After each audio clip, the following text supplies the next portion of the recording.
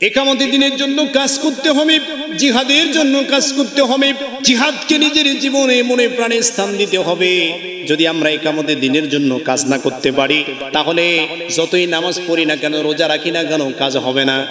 আল্লাহ রাব্বুল আলামিন এই জিহাদের ব্যাপারে বলছেন, ইয়া আইয়ুহাল্লাযীনা আমানুত্তাকুল্লাহা ওয়াবতাগু ইলাইহিল ওয়াসিলাতা ওয়াজাহিদু ফি সাবিলিহি লাআল্লাকুম তুফলিহুন।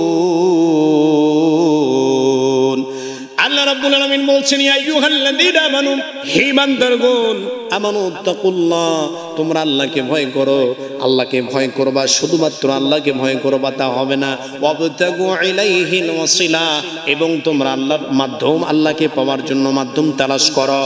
এরপর আল্লাহ বলছেন, ওয়াজাহিদু ফিস সাবিলিহি, এবং তোমরা আল্লাহর রাস্তায় যুদ্ধ করো, জিহাদ করো, লাআল্লাকুম তুফলিহুন, আশা করা যায় তোমরা সফলতা লাভ করতে পারবা।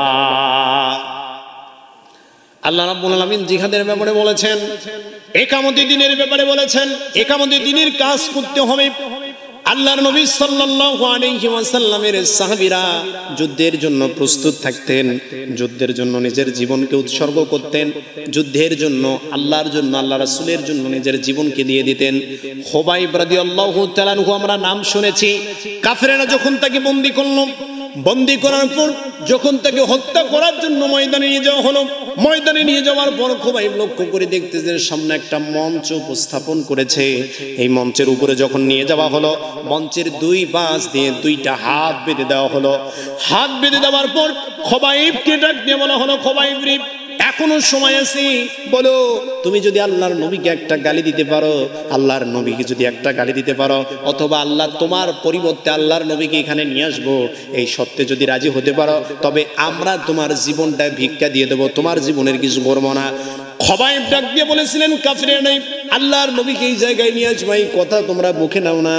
খবরদার, খবরদার, আমি খুবাইবের একটা জীবন কেন, 10টা জীবনও যদি আল্লাহর রাস্তায় চলে যায়, 10টা জীবনও যদি চলে যায়, এরপরও আমি জিহাদের ময়দান থেকে, যুদ্ধের ময়দান থেকে পালিয়ে যাব না, এবং আল্লাহর নবীকে আমার জবান দিয়ে কোনো গালি দিতে পারবো না। যুদ্ধের জন্য সাহাবীরা আল্লাহ রাসূলের জন্য তারা তাদের জীবনটাকে উৎসর্গ করেছে। সম্মানিত উপস্থিতিরা আমার, আল্লাহ নবী সাল্লাল্লাহু আলাইহি ওয়াসাল্লাম লাখলা নামক স্থানের দিকে জাতুররিকা যুদ্ধের জন্য যখন বের হলেন, সাহাবীরা ওই সময় একটা মুশরিক মহিলাকে বন্দী করে ফেললো। মুশরিক মহিলাকে যখন বন্দী করলেন, মুশরিক মহিলাকে বন্দী করার পর নিয়ে যাওয়া হলো। এবার নিয়ে যাওয়ার পরে এবার ওই মুশরিক মহিলাকে যখন বন্দী করেছিল, তার স্বামী তার বাড়িতে ছিল না। বাড়িতে আসার পর যখন শুনলো তার স্ত্রীকে মুসলমানেরা বন্দী করেছে, এবার মনে মনে চিন্তা করতেছে, আমি মুসলমানদের রক্ত ঝরানো না পর্যন্ত আমি ক্ষান্ত হব না, আমি যাব না, আমি তাদেরকে মেরে তারপরে আমি আমার প্রতিশোধ গ্রহণ করব। এবার যখন আল্লাহর নবী রাত্রি যাপন করার জন্য যুদ্ধ থেকে ফেরার পথে এক জায়গায় রাত অতিবাহিত করার জন্য দাঁড়ালেন, দাঁড়ানোর পরে যখন রাত্রি যাপন করবেন, আল্লাহর নবী সাল্লাল্লাহু আলাইহি ওয়াসাল্লাম সাহাবীদেরকে বললেন, আমরা এখানে রাত্রি যাপন করব। দুইজনকে দায়িত্ব দেওয়া হলো রাত্রিবেলা পাহারা দেওয়ার জন্য। এই দুইজন সাহাবী আম্মার ইবনে ইয়াসির, আব্বাদ ইবনে বিশর, তারা দুইজন যখন তাদেরকে দায়িত্ব দেওয়া হলো যে তোমরা রাতের বেলা পাহারা দিবা, এবার এই সাহাবীরা যখন পাহারার দায়িত্ব পেল, একজন ডাক দিয়ে বলতেছেন, ভাই আমি রাতের প্রথম অংশে ঘুমাই, আপনি পাহারা দেন, এরপর আপনি দ্বিতীয় অংশে ঘুমাবেন, আমি পাহারা দেব। এবার যখন একজন ঘুমিয়ে গেল সাহাবী, এবার একজন সাহাবী মনে মনে চিন্তা করতেছে, খামাখা দাঁড়িয়ে না থেকে নামাজ পড়া শুরু করে দেই। নামাজে যখন দাঁড়িয়ে গেল, ওই মুশরিক মহিলার স্বামী দূর থেকে তীর তাক করছে।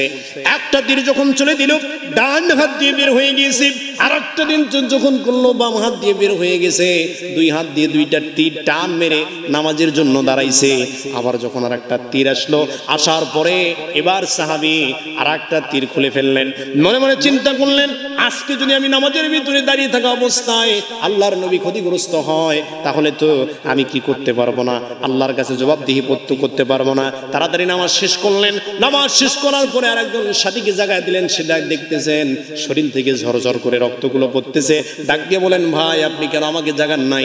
ডাক দিয়ে বলতেছেন, নামাজের ভিতরে এত মনোযোগ পাচ্ছিলাম, এত মজা পাচ্ছিলাম, আমি যখন কোরআন তেলাওয়াত করছিলাম মনে হয় আল্লাহ পাক রব্বুল আলামিন স্বয়ং আমার কোরআন তেলাওয়াতের জবাবগুলো নিজে দিচ্ছিলেন। আমি এতটাই মজা পাচ্ছিলাম, নামাজ ছেড়ে দিতে চাই নাই, কিন্তু আল্লাহর নবী ক্ষতিগ্রস্ত হবে দেখি আমি আমার নামাজ শেষ করেছি। সাহাবীরা আল্লাহর নবীর জন্য, আল্লাহর জন্য নিজের জীবন উৎসর্গ করতে কোনো সময় কুণ্ঠিত বোধ করতেন না। এই জন্য জিহাদের জন্য আমাদের প্রস্তুতি নেওয়ার দরকার আছে না নাই? জিহাদের জন্য প্রস্তুতি নিতে হবে। জিহাদের জন্য যদি আমরা প্রস্তুতি নিতে পারি তাহলে অবশ্যই অবশ্যই আমরা আমাদের ইহু এবং পরকাল জীবনে শান্তি অনুভব করতে পারবো। আমরা আমাদের ইহুকাল এবং পরকাল জীবনে সুন্দরভাবে জীবনযাপন করতে পারবো। এই জন্য জিহাদের প্রস্তুতি হবে। মরতেই হবে যখন শহীদি মরণ দিও আমাকে, মরতেই হবে যখন শহীদি মরণ দিও আমাকে।